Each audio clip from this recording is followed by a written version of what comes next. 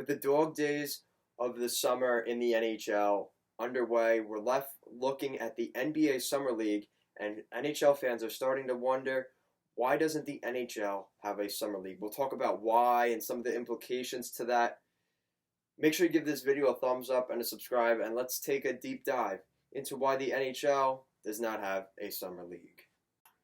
Alright, so to start things off, to answer the question of why the NHL doesn't have a summer league, well, obviously there's a couple of implications in that as well. The NHL does actually have a summer league, and it's not by the NHL. It's actually by the NHL players. It's called the Beauty League, which is up in Minneapolis. A lot of NHL players live in that Minnesota area. It's kind of easy to get to. If you live in Canada, you could come down. If you live in the U.S., it's the middle ground for the country, and obviously Minnesota being a hockey mecca, it does work in Minnesota. Obviously it doesn't get, television attention and things like that. They don't play every single day, but they do indeed play, and I think this makes more sense again for players that live in that area.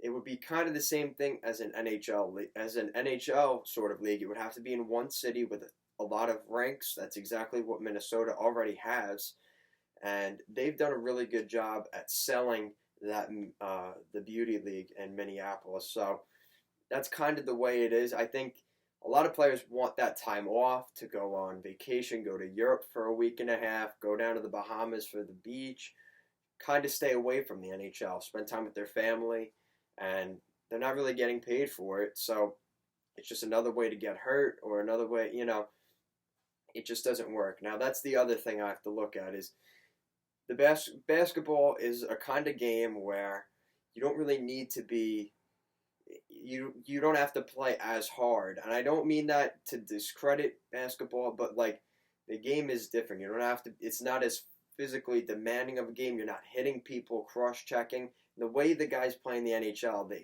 they're always giving their all. They're always, getting into corners and stuff like that. And with this league, it's a different, would it be the same teams? Would it be different teams? Would it be guys just going on whatever team they want? How does that work? How does that make any sense? That's a lot that has to be decided on. And the reason why they don't, do, teams kind of have a hard time with the World Cup and things like that is they try and get that toward the beginning of the NHL season or the end or in the middle of it to try and keep it during the fall, winter, springtime, and kind of leave the summer open for the NHL. Now, there's obviously other factors as well. You'd expect that scouts would want to be watching these games and things like that. But if these guys aren't playing to their full potential, then what is it really worth? Some players don't think it's worth, playing in a situation like that. Obviously, we see NBA players, the best players don't play. It's not the big league. Obviously, there's the NCAA players, the junior players, the AHL players, who most of them are under NHL contract, but some of them are not. So there's some implications there. If it was an NHL-based summer league, you'd have to get those players kind of, in the fold as well. And how does that work? Because, you look at NCAA players, they don't get paid. So these are just little things that you have to look at. How would the aging work? As well as, country-wise, do you have to be from the United States or just from Canada? Or, where do they play? We talked about Minnesota, Minneapolis being the spot for the Beauty League, but would it work in a city like, say, Vancouver or Edmonton or Montreal or Toronto or New York? And that metro area, there's already 3 NHL-ready buildings, if not 4, including the Coliseum and the Barclays Center. So you got the Barclays Center, the Coliseum, the Garden, and the Rock. Those are all right there. And you still have Philly, who really isn't that, you're talking about New Jersey.